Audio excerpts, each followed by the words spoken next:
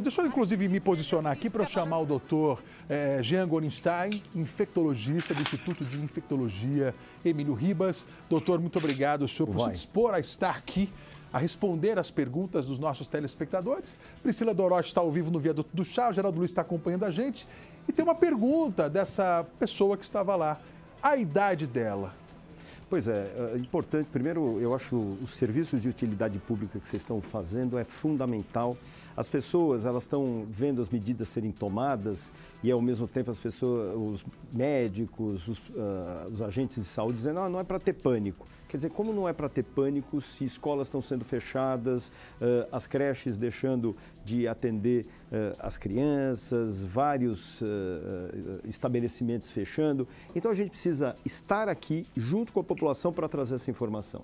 O que existe, sim, é um vírus que estava na China e que veio para a região da Europa, mais precisamente para a Itália. É um vírus respiratório, é um vírus que em 80% dos casos causa um resfriado. Não é gripe, é resfriado. É nariz entupido, é dor de garganta, você está muito bem. É diferente da gripe, que além de tudo, dá dor do corpo, dor na junta, você não sai da cama, você fala, hoje eu não vou sair. Diferente, aqui as pessoas têm sintomas muito brandos e que fazem com que elas estejam fazendo as suas atividades normais, indo para o seu trabalho, indo para a ginástica, indo para o shopping, usando o transporte público, e isso acaba transmitindo e disseminando o vírus para as outras pessoas. Hoje no Brasil nós já temos a presença do vírus, portanto nós já temos a disseminação que nós colocamos, a infecção sustentada por comunitária, que é de pessoa a pessoa que está acontecendo na nossa sociedade. Mas se percebeu, tanto na história da China quanto da Itália, que existem algumas populações que desenvolvem formas muito graves de doença que podem ser e vir a ser fatal, que é o caso de mulheres, de mulheres grávidas, de idosos, de pessoas portadoras de doenças crônicas, sejam pulmonares, sejam doenças cardíacas, seja o diabetes, seja aqueles pacientes que fazem doença, estão tratando para doença como câncer, fazendo quimioterapia. Então, nós temos que ter a nossa preocupação que para nós, todos que estão aqui, nós temos uma doença muito leve. Mas se eu levar essa doença para as pessoas que têm realmente essas questões individuais, eu aumento a chance dessas pessoas fazerem formas graves e até mesmo fatais. Então é nossa obrigação, é como o Geraldo colocou de uma forma muito brilhante, nós temos esse papel de solidariedade com essas pessoas. Oi, Geraldo, pode falar. Doutor Jean, parabéns, o senhor tem uma linguagem muito direta e fácil, onde a população entende, e nesse momento a grande arma que nós temos realmente é a informação. Doutor Jean, crianças em casa, qual que é a rotina que deve ser alterada?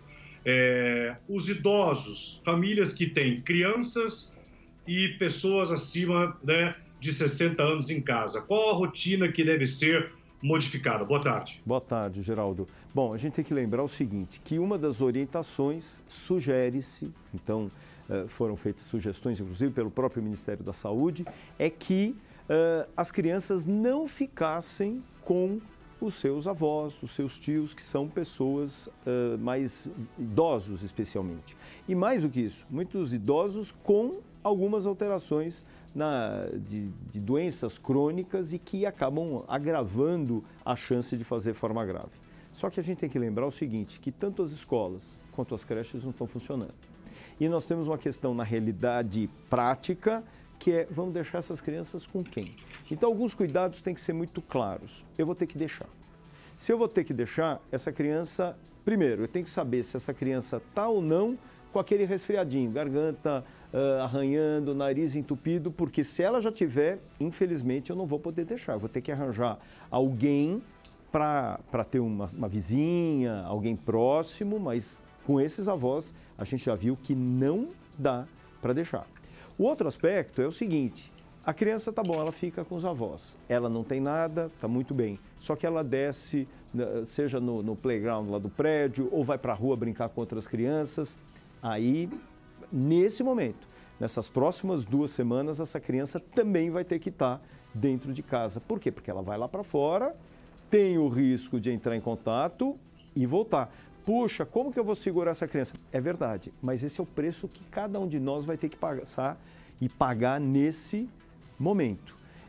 Vamos fazer festinha, vamos chamar as crianças, então vamos trazer os amiguinhos aqui. Também não vai dar. Não é recomendado. Não é recomendado. Quer dizer, eu vou trazer, eu não levo ele para a rua, tudo bem, mas eu trago os amiguinhos. Nessa hora também não dá. Por quê? Porque nós estamos tendo a circulação do vírus. E por que a nossa preocupação com a gravidade dessas pessoas? Porque uma coisa, e é isso que acabou acontecendo na Itália e na própria China, é que houver um comprometimento desses pacientes vulneráveis de uma forma muito aguda. E acabou todo mundo chegando junto no mesmo hospital. E não tinha leito, não tinha aparelho para ajudar eles a respirarem e a assistência passou a ser comprometida. Quanto mais nós fizermos o nosso papel, menos a gente dissipa o vírus na população, menos gente adoece e especialmente esses que podem desenvolver formas graves. Existem pessoas mais jovens que podem evoluir com formas graves? Existem. É menos comum. Mas pode acontecer, mas que eventualmente não precisem sequer internação em unidade de terapia intensiva. E é importante a gente lembrar o seguinte, todo mundo pergunta assim, mas nós estamos preparados?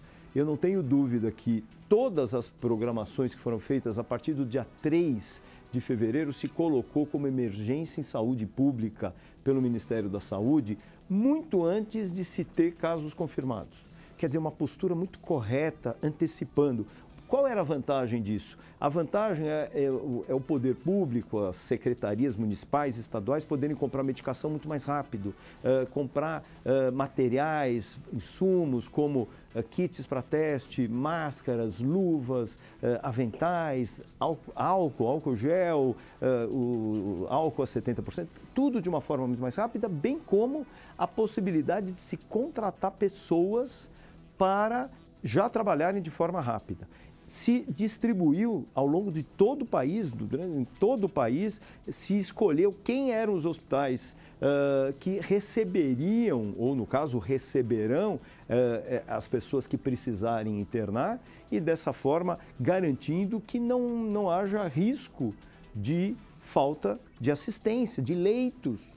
Mas nós temos que entender que isso tem que ser feito de uma forma gradual. Por quê? Porque essas pessoas, quando são internadas, esses velhinhos, eles ficam numa UTI muitos dias. E aí não tem espaço. Então não é, sai, melhorou, vai embora. Não, não melhorou. Vão enfiar ele aonde? Por isso essas medidas são importantes e cada um de nós.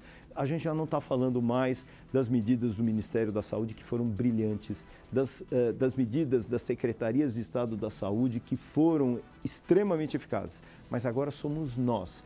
O papel está nas nossas mãos como população e como cidadania, como civilidade, para que a gente evite que realmente essas pessoas que são mais vulneráveis fiquem doentes e precisem ser internadas num hospital de uma forma grave. Dr. Jean Gorenstein, médico infectologista, está aqui com a gente ao vivo. A Priscila Dorotti continua no viaduto do chá e tem mais uma pergunta, mais uma pessoa com dúvida, doutor. Priscila.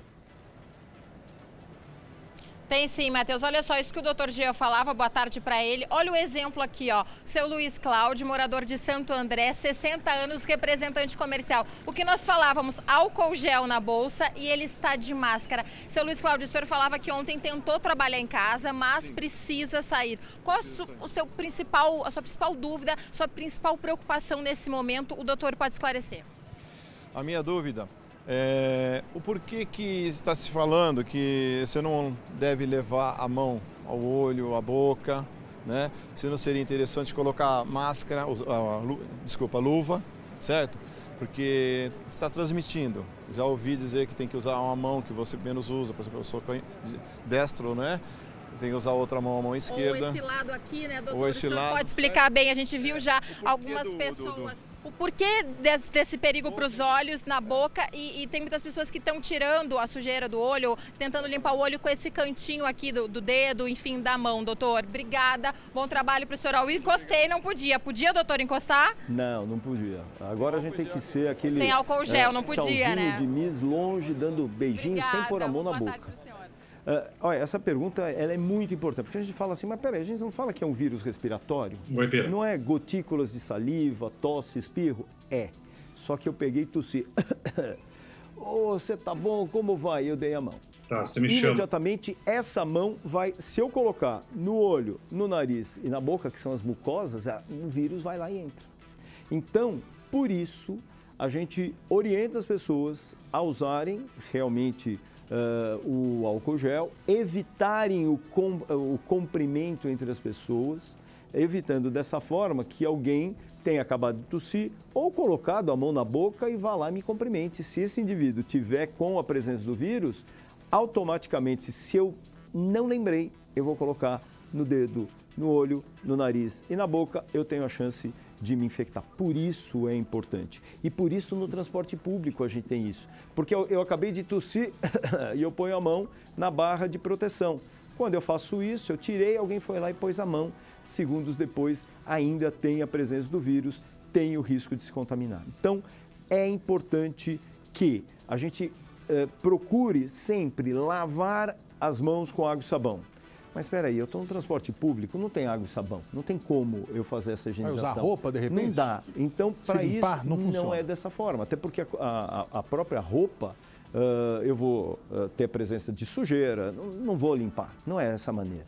Eu vou ter que fazer o quê? Usar o álcool gel. Daí alguém vai falar assim, bom, legal, se eu achar o álcool gel e se eu achar um preço acessível, é capaz que você não ache e quando você achar o preço está longe de ser fácil de se absorver. Então, o que a gente faz?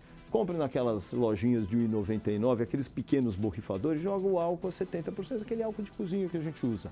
Veda bem, deixa no bolso, na bolsa, cuidado, veda bem para não vazar e cuidado porque aquilo tem chance de não abrir, não fazer isso, né? Inflamável perto de alguém que está fumando, alguma coisa assim. Mas dentro do transporte público, o que eu faço?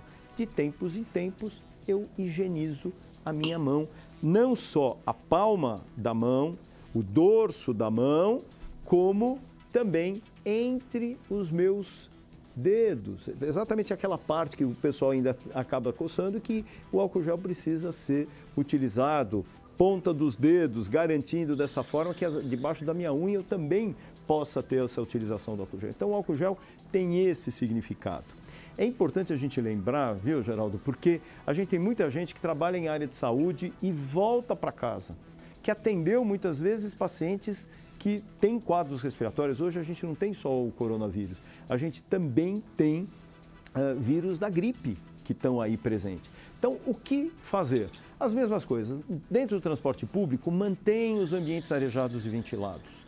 De preferência, escolham horários alternativos. Não dá para sair todo mundo no mesmo horário, tendo uma aglomeração. A gente já está vendo uma circulação, principalmente nas grandes cidades, menor. As pessoas estão saindo menos de casa. Excelente. Principalmente o idoso não tem que estar na rua. Ele, neste momento, não deveria estar na rua.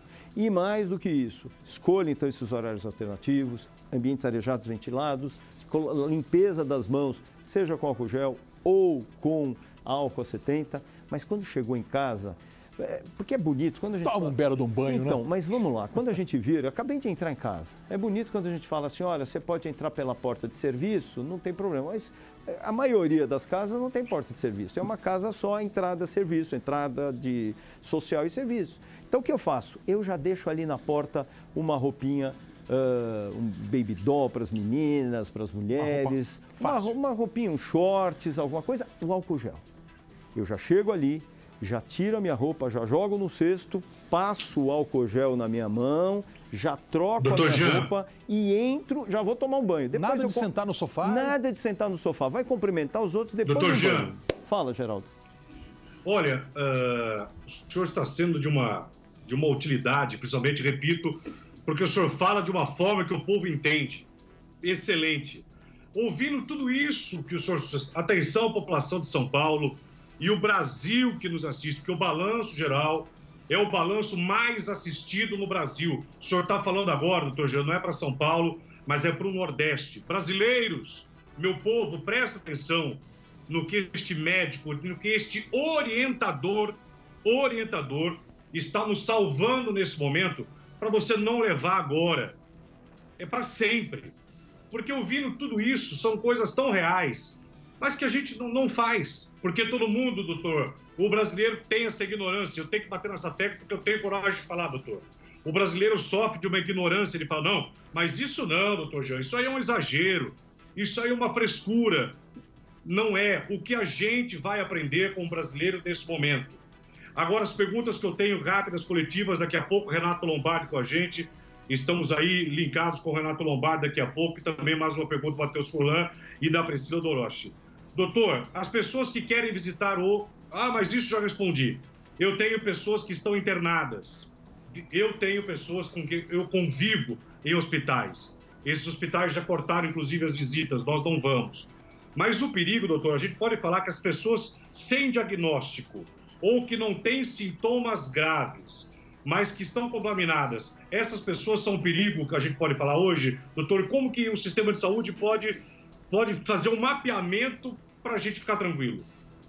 Pois é, essa é uma questão interessante. Por quê? Porque ontem a Organização Mundial de Saúde falou testem, testem, testem. Faça um teste em todo mundo. Isso é impossível. Isso é bonitinho para um país pequeno e rico lá na Europa, que tem menos, a população é muito menor. Nós não temos, nós temos um país enorme, um tamanho continental enorme, uma população gigantesca. Isso não é possível. Ora, mas isso não é irresponsável? Não. Testar é uma curiosidade epidemiológica. O que é isso? É só para eu saber quantos tem. Mas a gente sabe que muitos de nós que, e eu tenho certeza que todo mundo está ouvindo vai confirmar isso, quantas de nós nessas últimas semanas encontrou alguém, ou nós mesmos tivemos, nariz entupido, uma dorzinha de garganta? Há muitas. E a gente continuou fazendo. Isso já era o coronavírus mutante. Isso já era o coronavírus mutante. Quer dizer, eu não preciso, hoje, alguém que tem esses sintomas, eu preciso testar? No meio de uma pandemia, o mundo está vivendo isso, eu preciso testar? Não. Você fala, o que eu faço? Aí que tá. A diferença é, você vai para casa, você vai ficar 14 dias na sua casa. Alguém vai falar assim, puxa vida, legal, eu vou ligar lá no emprego e vou avisar que eu não vou porque eu estou com coronavírus. Ele vai falar, então traz um atestado, porque eu não vou poder ir para uma rede de saúde para dar o atestado.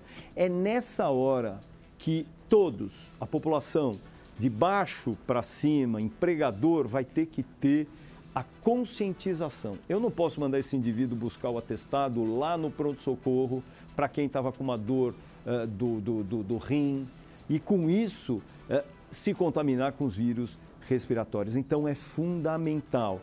Todas essas pessoas a gente já considera como sendo 80%, como eu disse, são quadros muito simples, não vão ser diagnosticados, não vai fazer teste. Eu quero saber se eu tenho. Não vai fazer porque está claro, o Ministério da Saúde já determinou que não vai fazer. E está certíssima a postura. Só vai fazer o teste para quem for internado. Doutor, mais uma pergunta. A Priscila Dorochi continua lá no Viaduto do Chá. Tem mais uma pessoa querendo fazer uma pergunta, querendo tirar dúvida aqui com o senhor. Priscila, mais uma vez com a gente. Oi. Tem sim, Matheus. Doutor, a dona Mabel, ela faz um tratamento de saúde, ela vem do Grajaú 5 vezes por semana aqui para a região central de São Paulo e a senhora está preocupada com a questão da imunidade, né? Isso, então eu faço radioterapia de segunda a sexta, né? E aí a imunidade cai mesmo, né? Fica mais baixa. Aí por isso que eu faço o uso da máscara. E muitas pessoas pensam que é exagero. Não sabe porque aparentemente estamos bem, né? Graças a Deus. Mas a imunidade cai, você tem mais contato com as pessoas debilitadas também. Então, por isso, eu faço o uso da máscara, né? Muito obrigada, dona Mabel. Doutor, essa questão da imunidade para quem já faz um tratamento de saúde, isso significa que o organismo já está um pouco debilitado. Essas pessoas, elas têm que ter uma preocupação redobrada, principalmente nessa questão do isolamento e, como a dona Mabel falava, usar a máscara, o álcool gel? Sem dúvida. Todas as pessoas que têm problema na sua imunidade, então seja relacionadas às pessoas com doença, com câncer, fazendo tratamento quimioterápico, doenças reumatológicas, fazendo altas doses de corticoide e algumas medicações que a gente chama de supressoras, que diminuem então essa imunidade, aqueles pacientes que são transplantados, eles recebem um órgão que não é deles. Se ele não diminuir a imunidade, então usar drogas imunossupressoras, ele destrói o coração, o fígado, o rim que ele recebeu. Então é importante que essas pessoas vão ter dificuldade sim, assim como os próprios diabéticos. Eles têm dificuldade na resposta. É muito mais lenta, é muito mais gradual. Em alguns, a resposta contra o vírus é muito ruim, ou seja, o vírus fica à vontade para se disseminar pelo corpo e aí fazer todos os estragos. Tá? Então, essas pessoas, sim, devem procurar ficar nas suas casas, mas a gente vê uma situação, eu preciso fazer tratamento, como que eu faço? Então, acertadamente, por isso, aí sim o uso de máscara para aqueles que realmente têm doenças como essa de imunossupressão e vão precisar se utilizar do transporte público. Doutor Jean. Estou te ouvindo, pode falar. Nas últimas horas na internet, a gente vê muita coisa na internet. Atenção agora, o telespectador, que é muito importante, que o doutor Jean vai falar. Não somente para nós diabéticos, mas de uma forma em geral. Eu vi algumas pessoas anunciando que existe uma vacina ou que existe um soro para aumentar a imunidade. Olha, tem sim um remédio que se toma para a imunidade e que pode aumentar, e que tem até um soro que se toma e a imunidade aumenta. Verdade ou mentira? Isso é mentira, não existe nenhuma medicação que melhore a imunidade. É claro que a gente fala assim, uma boa noite de sono, alimentação saudável, vitamina C, ajudam? Ajudam, você não ter forma grave eventual, mas a circulação de vírus, esqueçam, se você estiver em contato com alguém que tenha o vírus, você também vai se infectar. Bom, a Priscila estava lá chamando a gente também, mas deixa eu dar as boas-vindas para o Renato Lombardi, Geraldo, só um minutinho. O Lombardi já está aqui posicionado, ele chega para fazer companhia para a gente também. Seja bem-vindo, o grande Renato Lombardi, querido Renato. Ele já tem uma pergunta para fazer para o doutor Jean Gorenstein também. Boa tarde, Matheus, boa tarde a todos. Pois é, eu estou aqui em casa, por isso, acima de 70 anos, e acima de 70 anos não tem... A conexão está falhando, a gente vai restabelecer o sinal aí com o Lombardi para a gente poder conversar.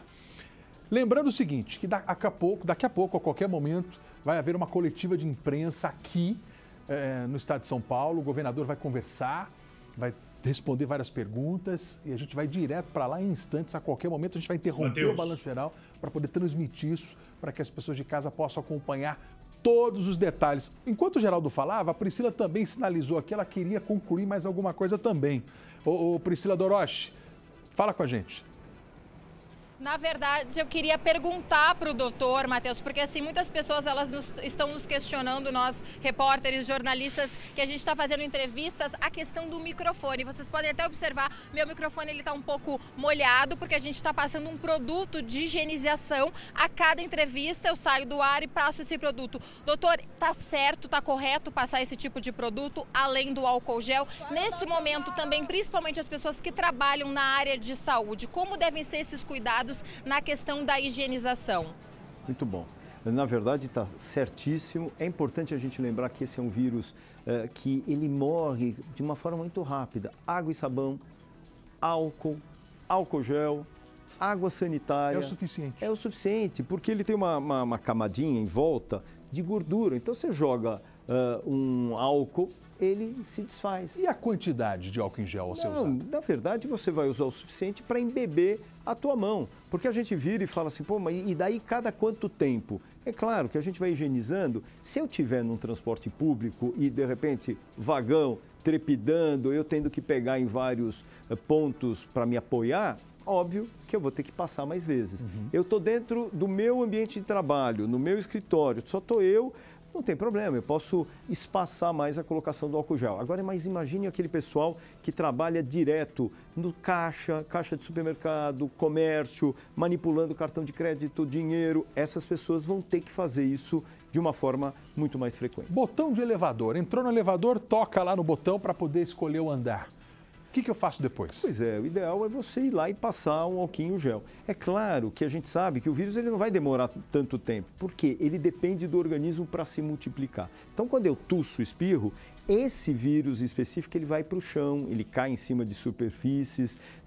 Mesmo que eu tenha tossido, eu vou lá e coloco a minha mão nessa botoneira, eu vou ter a vida dele mais alguns segundos.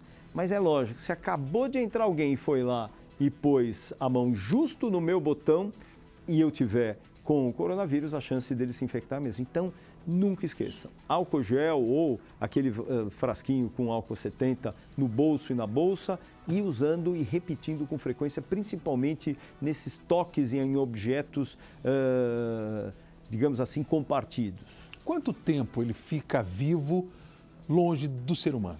Pois é, vamos lá. Tem algumas situações que eu acho que a gente precisa... Se vocês lerem alguma coisa, vocês devem ter ouvido na internet, ele demora 9 dias. Mas existem situações muito peculiares. Lembra que eu falei? Ele depende do hospedeiro, do organismo para se multiplicar. Se eu tiro isso, ele morre, ele não consegue viver. Então, vamos lá. Eu tossi, espirrei, o que vai acontecer com esse vírus? Ele cai nas superfícies. Ele quebra a gotícula da saliva, das gotículas durante o meu espirro, a minha tosse, ele quebra. O vírus se expõe ao ar ambiente, aí ele não aguenta mais, ele pega e morre. Então, quanto tempo isso? 35 segundos, 1 minuto? A gente não tem estudo nenhum, mas a princípio ele não demora muito. Mas vamos lá, eu uso um lenço de pano, enfiei a mão no meu bolso, assoei o meu nariz, olha a quantidade de secreção. Olha a quantidade de vírus que eu tenho aí. Daí eu vou lá e enfio no meu bolso. Então eu tenho calor, eu tenho a umidade, fica molhadinho, e eu tenho alimento, que aquela secreção dá alimento para o vírus. Então ele vai continuar mais tempo. O pior, quando ele estava começando a morrer, eu vou lá e faço uma nova descarga no nariz. Moral da história, eu vou perpetuar mais vírus. Por isso que a gente fala, olha, não é para só o nariz com pano, procurem usar os lencinhos de papel e joguem esses lencinhos utilizados em saquinhos plásticos. Assim como o que aconteceu lá em Wuhan, na China, que eles ficavam, que começou exatamente naquele mercado onde eles comercializavam inclusive animais. E acha-se que quem foi o responsável pela transmissão para o ser humano foi um mamífero que lembra muito o nosso tatu, que é o pangolim. O que acontece? Fala assim, mas como chegou no pangolim? Eles normalmente se alimentam, eventualmente na selva, de quê? Do morcego. E o morcego é um grande reservatório do coronavírus. Então, ele não é que tomou a sopa de morcego, não. Aquele pangolim, ingeriu o morcego, os vírus, os coronavírus se multiplicaram no interior desse pangolim e modificaram, criaram um novo vírus que facilmente foi passado de pessoa a pessoa. E mais interessante é lembrar que naquela carcaça daqueles animaizinhos o vírus demorou mais tempo. Lombardi agora volta aqui para falar com a gente. Lombardi. Pois é, Matheus, boa tarde. Boa tarde, doutor Jean. Vamos ver se agora a ligação está meio aqui conturbadinha. Doutor Jean, o senhor falou agora há pouquinho a respeito das pessoas de 60, 65, 70 anos.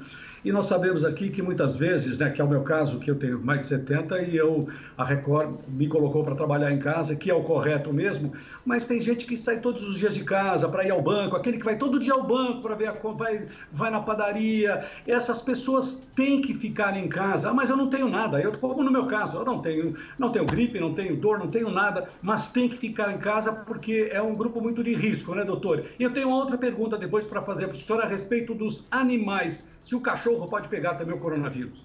Então, vamos lá. Primeiro, falando sobre os idosos. Porque é muito fácil a gente falar, olha, ninguém sai de casa, fica em casa, idoso tem que ficar em casa, mas a gente tem idosos que não tem quem cuide.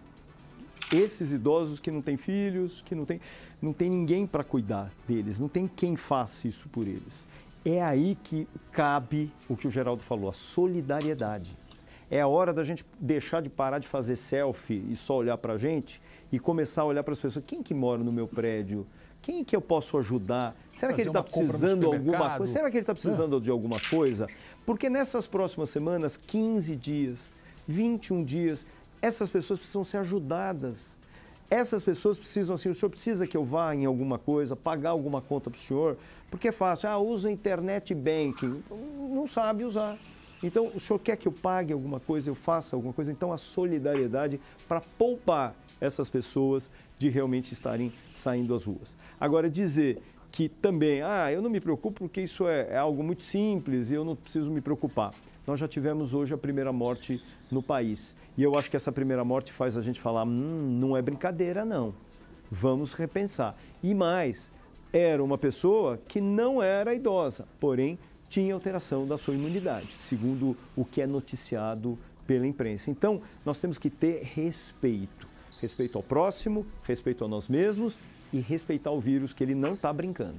E sobre os animais que o Lombardi também questiona? Os animais, é importante a gente lembrar que o coronavírus, ele geralmente veio dos animais para o ser humano. Lembra que eu falei agora do pangolim para os seres humanos? A gente viu em 2002 o próprio coronavírus mudou, fez a SARS, que é a síndrome de respiratória aguda grave lá na China, e que veio de felinos, daqueles gatos de florestas, e que também comeram ou foram até mesmo mordidos por morcegos e tiveram coronavírus. E aí passou para o ser humano. E aí nós tivemos em 2012, nós tivemos os camelos passando para as pessoas. Mas aqui, o coronavírus que tem nos pets, no cachorrinho, no gatinho, não passa para as pessoas e nós não passamos para eles. O que houve sim na China, em Hong Kong, foi a identificação de um cachorrinho com a presença do coronavírus, esse Covid-19, mas assim, ele estava muito bem, a quantidade de vírus era pequena, então não dá para falar que ele transmite para alguém ou ele é vitimado da nossa transmissão.